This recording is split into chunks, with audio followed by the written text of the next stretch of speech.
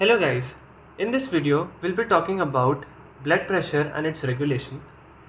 Remember that this is the most important question of the cardiovascular system in physiology, and for that matter one of the most important topics in physiology in general. To begin with, let us start with basic definitions that what is blood pressure actually. Blood pressure is nothing but it is the lateral pressure exerted by the column of blood on the walls of arteries. Now, this is a very known fact that BP is essentially arterial pressure. Why is it arterial pressure? It is because when blood flows through the arteries, or basically when the blood enters the arteries, it is under great force because of the contraction of the left ventricle. But when the blood is in the venous side, it is not under much pressure. So we do not measure venous pressure mostly. Instead, we measure arterial pressure. So blood pressure, when we talk about blood pressure, it is essentially arterial pressure only. Now the blood pressure essentially fluctuates between systole and diastole, which all of us know very well. Now let us understand some normal values. The systolic blood pressure, the normal value for systolic blood pressure is about 100 to 140 mm of Hg. The normal value for diastolic blood pressure is around 60 to 90 mm of Hg. What is pulse pressure? Pulse pressure is the difference between systolic blood pressure and diastolic blood pressure. There is another terminology, that is mean arterial pressure. It is a very important term because in your body, when we will be talking about baroreceptors after this, baroreceptors are sensitive to mean arterial pressure only. So mean arterial pressure is basically diastolic blood pressure plus 1/3 of pulse pressure. It is your mean arterial pressure. Now if we were to simplify it further, pulse pressure can be written as systolic blood pressure minus diastolic blood pressure, which I have already mentioned. So it becomes 2/3 of diastolic blood pressure plus 1/3 of systolic blood pressure. This is yet another formula for mean arterial pressure along with this. Now what is the formula for blood pressure? It is cardiac output into peripheral resistance. Now having said that, we have the basic information of BP and its normal values. Now let us begin with the most important conversation that we are about to have. This is the mechanisms of BP regulation in the body. Now there are three mechanisms by which BP is regulated. It is short-term mechanism, intermediate term mechanism and long term mechanism, or also it can be said as short term regulation, intermediate term regulation and long term regulation. So let us begin with short term regulation. Now what is the duration of short term regulation?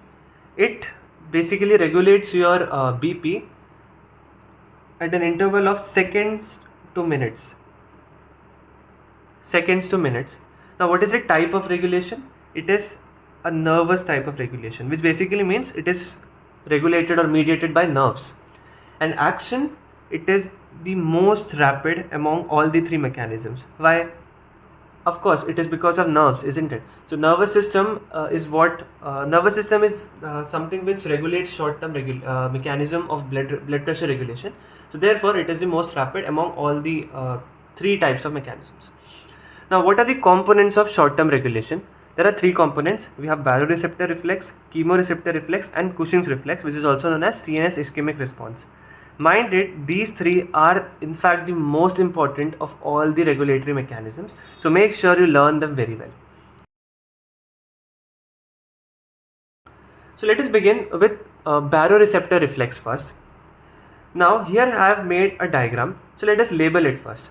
We have the ascending aorta, we have the arch of aorta here. What do we have here?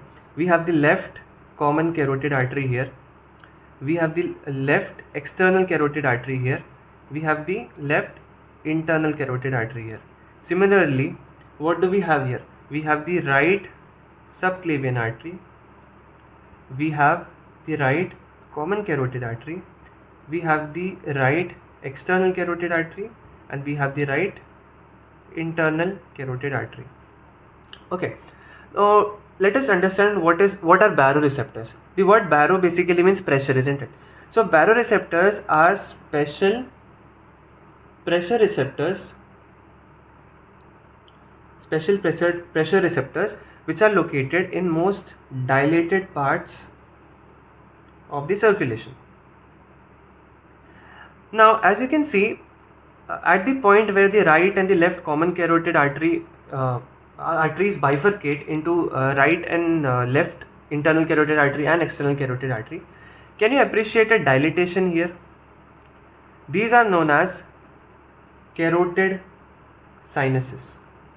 These are known as carotid sinuses on either side. Also, at the arch of aorta, you will find something known as aortic arch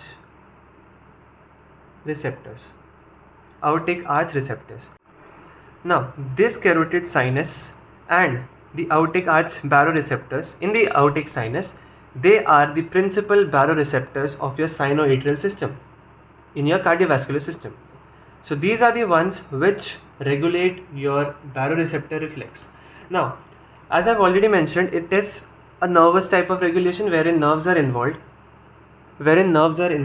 So we should now understand what are the nerves which basically innervate these structures. So the carotid sinus is innervated by the carotid branch of the ninth nerve. What is the ninth nerve? It is the glossopharyngeal nerve. And the aortic sinus or the aortic arch baroreceptors, they are innervated by the aortic branch of 10th nerve. The 10th nerve is the vagus nerve. So remember that carotid sinus is innervated by the glossopharyngeal nerve and the aortic sinus is innervated by the vagus nerve. Now, what is the range of operation? Some books mention it to be 40 to 200 mm of Hg, whereas some books mention it to be 50 to 200 mm of Hg. Okay. Now, where are the regulatory centers located? For any operation to happen, you need to have a regulatory center, isn't it? Which basically checks or which mediates the action. So, the regulatory centers are located in the medulla. They are located in the medulla oblongata. It has also got two components. One is your VMC, that is your vasomotor center, and the other is your cardiac inhibitory center. Vasomotor center has further got components. One, you have the NTS, that is the nucleus of tractus solitarius. Then you have the depressor area, and then you have something known as the pressor area. Okay, cardiac inhibitory center consists of nucleus ambiguus and dorsal motor root of vagus. Having said that, now let us understand the pathway. So let us understand the pathway of baroreceptor reflex. As I have already told you, the carotid sinus is innervated by the ninth nerve, that is the glossopharyngeal nerve.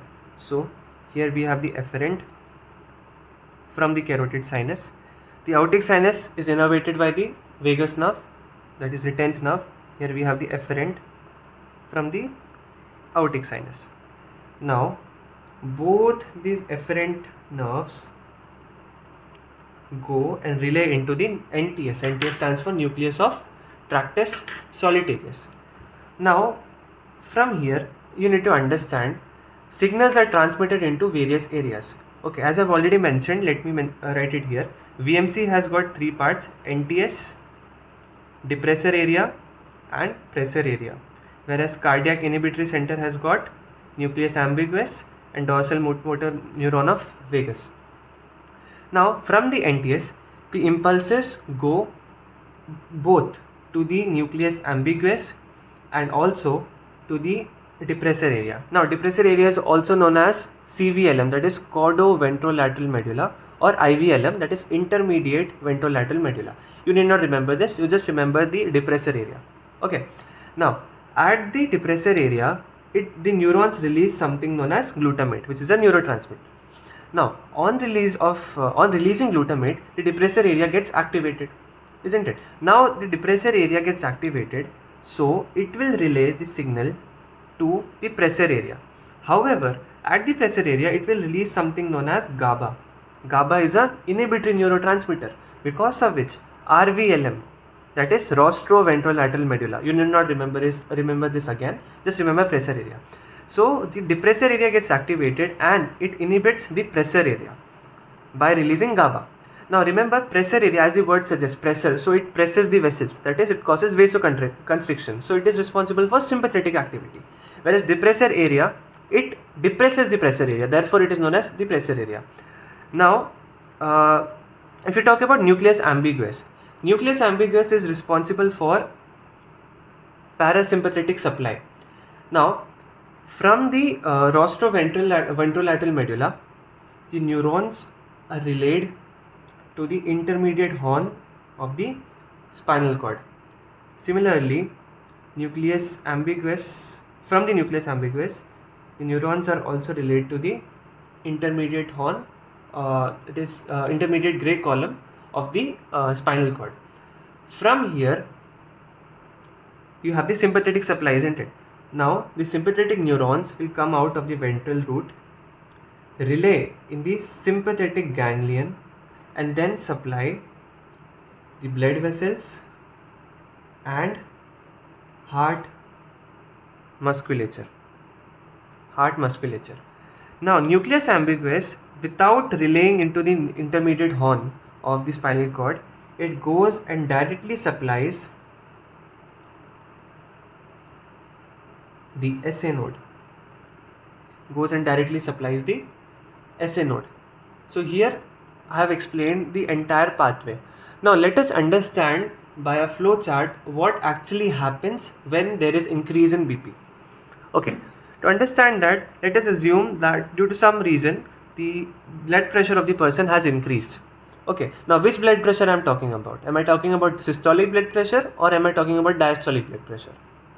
I am talking about neither of them. I am talking about mean arterial pressure, as I have already mentioned.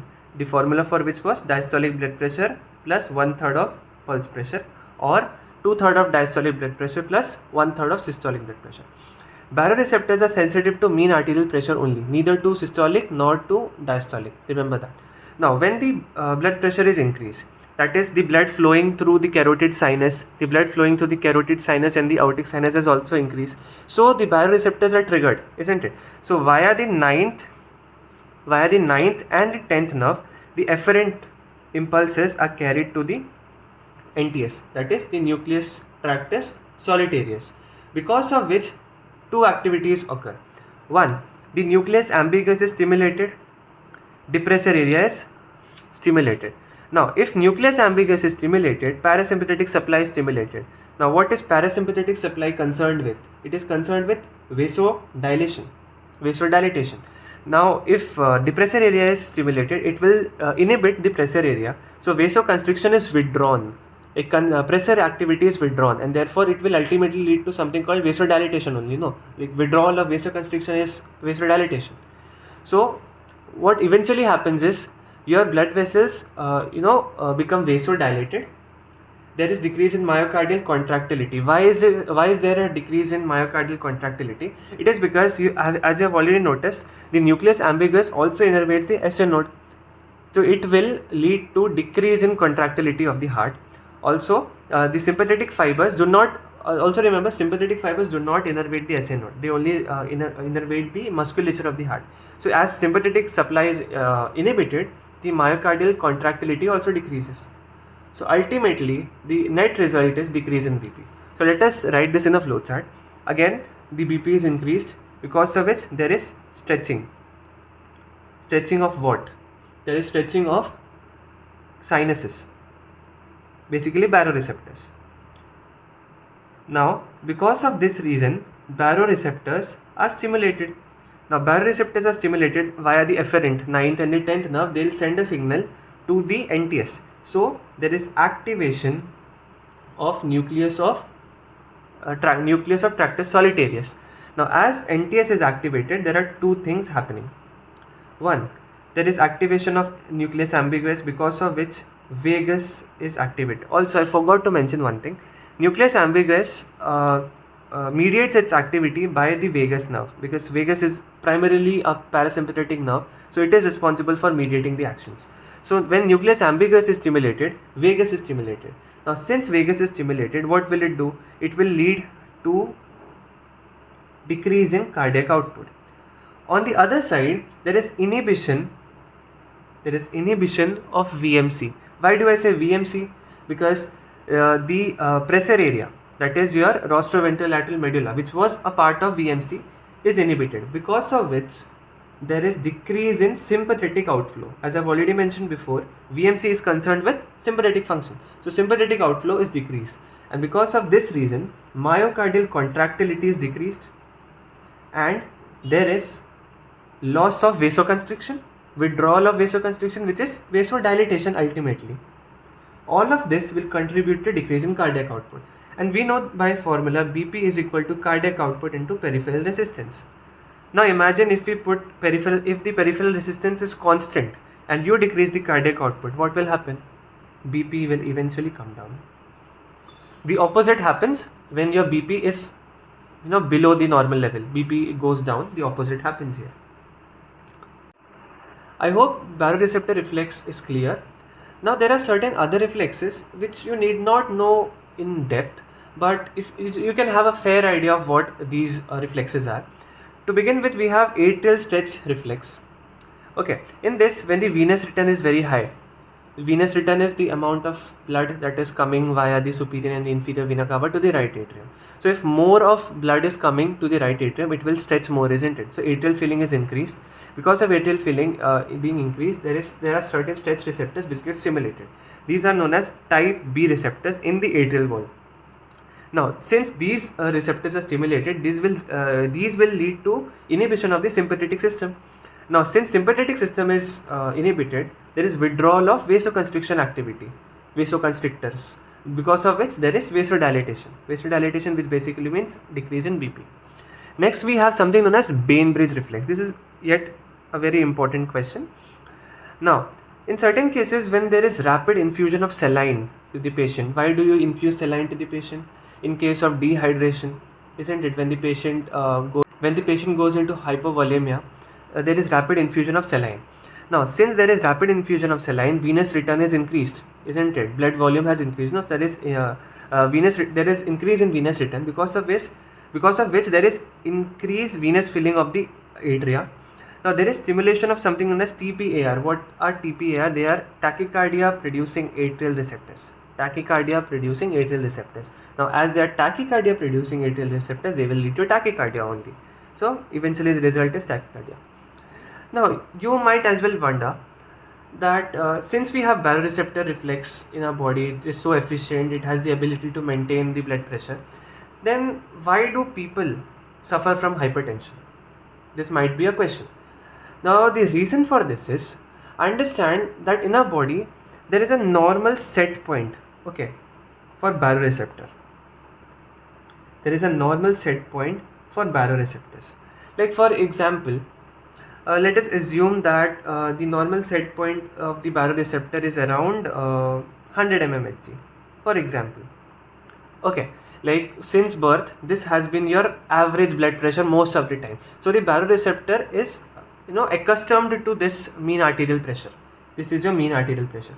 Your baroreceptor is accustomed to this mean arterial pressure.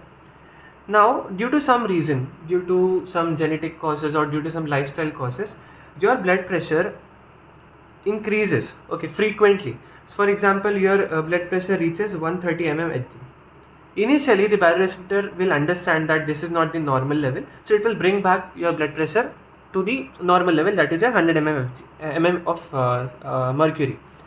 However, in a long run, if this is your frequent mean arterial pressure, then the baroreceptors will think that probably this is the new set point. This is a normal, this is a new normal set point for your body, and therefore, instead of 100 mmHg, your baroreceptors will get adjusted to 130 mm of Hg, and this will become your new normal. That is why baroreceptors are not effective in a long run. They are important only for short-term regulation, and therefore, the people suffer from hypertension. Even having a good baroreceptor system, they still suffer from hypertension. Okay, now let us talk about the second component of the short-term BP regulation, that is chemoreceptor reflex. Now, what does chemo mean? Chemo basically means chemicals. You know that very well. Now, where are chemoreceptors located? They are located in carotid and aortic bodies, not sinuses. Sinuses are the places where baroreceptors are located. Bodies are the places where the chemoreceptors are located. Again, carotid bodies, just like carotid sinus, is innervated by the ninth nerve, glossopharyngeal nerve, and aortic bodies are innervated by the 10th nerve. Now, what do chemoreceptors respond to? Like baroreceptors respond towards pressure, increase in pressure, decrease in pressure. What do chemoreceptors respond to? They respond to chemical constituents of your blood. There are three conditions. This is hypoxia, that is decrease in PO2, something called hypercapnia, that is increase in CO2, and there is something called as acidosis, increase in H plus ion in your body. Now, do you notice that all these hypoxia, hypercapnia, and acidosis are associated with decrease in BP, isn't it? When there is decrease in blood pressure, your organs do not get proper perfusion, so therefore you get hypoxia, decrease in PO2, and there is increase in carbon dioxide in your body, which is hypercapnia. And since there is increase in carbon dioxide in your body, it can lead to acidosis, increase in H plus carbonic acid, isn't it? So all these are ultimately related towards decrease in BP. Now, what is the range of operation here? It is 40 to 70 mm of mercury. In baroreceptor, it was 50 to 200 mm of Hg. Now, let us understand the pathway, which is simple. Now, as we have seen, the baroreceptors, that is carotid sinus and aortic sinus, where carotid sinus was located at the bifurcation of the common carotid artery, isn't it? Now, carotid bodies are located a bit above the bifurcation. These are special chemoreceptors. Okay, so carotid bodies are located here, and aortic bodies are located just above the arch of aorta. Again, they are innervated by the 9th and the 10th nerve, as I've already mentioned. Now, these efferents will go to the medulla into three places. One is the respiratory center. It will stimulate the respiratory center. It will go to the cardiac inhibitory center. It will also go to the VMC, that is vasomotor center. Okay, now we are talking about a condition where your BP has decreased. That basically means you have hypoxia, you have hypercapnia, you also have acidosis, which indirectly means your BP has decreased. Now, all these stimulants will stimulate the carotid and the aortic bodies, and now the impulses will be carried to the medulla into the towards these three centers: respiratory centers, cardiac inhibitory centers, and vasomotor center. Now, as the respiratory center is triggered, it will lead to hyperventilation. Now, why will it lead to hyperventilation? Since you have more amount of carbon dioxide in your body, it can lead to toxicity, isn't it? So you need to eliminate the carbon dioxide as much as possible. How will you do that? You can do it by hyperventilation. So therefore, respiratory center causes hyperventilation. Now you have something called cardiac inhibitory center. As the name suggests, it will lead to bradycardia. It will lead to bradycardia, and stimulation of the VMC. VMC was, as I've already mentioned, VMC is concerned with sympathetic activity. So as VMC is stimulated, it will lead to vasoconstriction. Now, it will also stimulate adrenal medulla to release catecholamines. Catecholamines are epinephrine and norepinephrine. Now, they will lead to tachycardia. Vasoconstriction was already leading to tachycardia. Now, there is mild tachycardia. Why? Because as you can see, there is a component of bradycardia induced by CIC. So the effect is a bit minimized. So you have mild tachycardia and vasoconstriction because of VMC. So ultimately, the result is increase in BP and increase in heart rate. So this is how chemoreceptor reflex works in your body.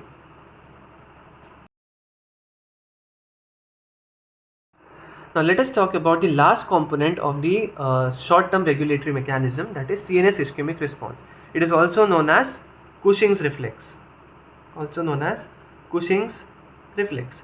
Now, it is the last ditch attempt to save the body. It is last ditch attempt of the heart to save the body. Okay, now when does this occur? It occurs when your BP goes below 40 mm of Hg. Now, Understand the consequences. Now, if your BP goes below 40 mm of Hg, there is high chances for you to go into shock because your organs are under perfused. Your brain does not get enough blood supply, and therefore it can go into permanent necrosis. So it can be extremely fatal for the person. So your body gives its last try, the last attempt to save it, not to prevent it from dying. So it occurs when there is gross hypotension, when there is acute severe hemorrhage due to some accidents. You have increase in intracranial pressure. How does it happen? Due to some hematoma or due to some tumors growing in the brain, there is increased intracranial pressure, or there is brain hypoxia. Now, what is the ultimate result? The ultimate result is to restore BP, that is to increase BP, and there is decrease in heart rate. You should remember this because this is something which comes as MCQ. In CNS ischemic response or Cushing's reflex, there is increase in BP but decrease in heart rate. Now, let us understand the pathway. Now, there is a situation wherein there is gross hypotension or there is increased intracranial pressure. So, there is decreased blood flow to the brain, which can also be known as decreased cerebral blood flow.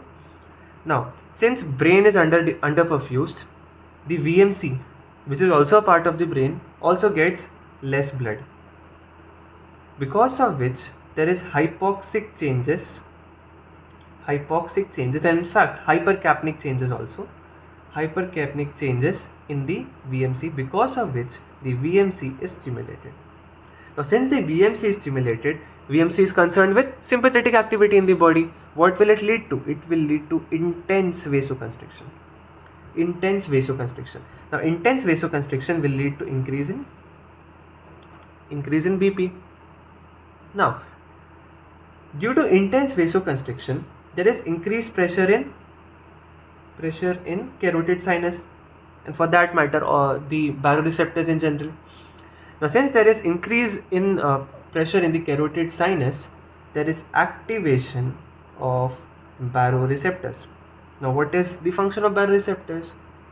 They will lead to reflex bradycardia, that is decrease in heart rate. Reflex bradycardia. So that is how you get increase in BP and decrease in bradycardia. Remember this flowchart, it is important. This is how short-term regulatory mechanisms operate in the body. We have baroreceptor reflex, we have chemoreceptor reflex, and we have the CNS ischemic response, which is the last ditch attempt of the body to save it from dying. The baroreceptors are activated, or the range of operation is 50 to 200 mm of Hg. For chemoreceptor, it is 40 to 70 mm of Hg, and for CNS ischemic response, when the blood pressure is below 40 mm of Hg, it starts operating. So I hope this video was of great help to you. If you find it useful, do comment down in the comment section because it gives me a lot of motivation. Thank you everybody for watching. See you in the next video. Consider subscribing if you find the content useful.